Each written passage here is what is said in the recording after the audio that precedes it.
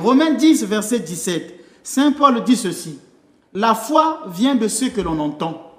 La foi ne vient pas de ce qui est d'abord écrit, de ce qu'on entend, parce que l'enseignement chrétien est un enseignement oral. 2 Thessaloniciens 2, verset 15. Ainsi donc, frères, tenez bon et gardez ferme les traditions que nous vous avons enseignées, soit de vive voix, soit par lettres. Saint Paul montre qu'il y a bien des traditions qui ont été enseignées. Soyez fermes, gardez les traditions que nous vous avons enseignées. Quelles sont ces traditions-là? Celles qui sont venues de vive voix et celles qui sont venues par lettres. Donc, si on devait dire la tradition écrite, ce qui est la Bible, et la tradition orale, ce qui est un enseignement intérieur dans l'Église.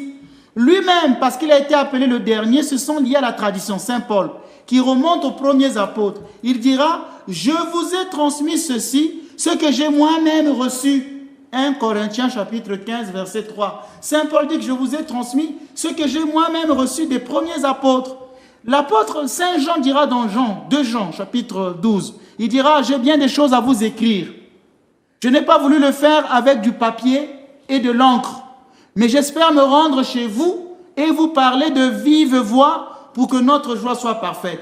Donc il trouve que je ne peux pas tout vous dire par de l'encre, par écrit, par la Bible, mais il y a des enseignements que je veux vous donner, que vous allez retenir par votre cœur. Et Saint Paul plus tard dira à Timothée 2, Timothée 2, verset 2, c'est le chapitre qu'a beaucoup cité, c'est un charlatan de la foi qui était venu sur ce plateau, il le citait beaucoup sans en comprendre le sens. Donc je lui disais, mais tu cites des versets bibliques dont tu ne comprends pas le sens. En fait, il parlait de la tradition. Ce que tu m'as entendu dire en présence de nombreux témoins, confie-le à des hommes dignes de foi qui seront capables de l'enseigner aux autres à leur tour. Et là, il pose le fondement de l'enseignement oral, de la tradition. Je viens de donner un fondement biblique. Allons-y maintenant en patristique. Pour ceux qui aiment la théologie, ils aiment bien les pères. C'est Saint Irénée qui dit ceci.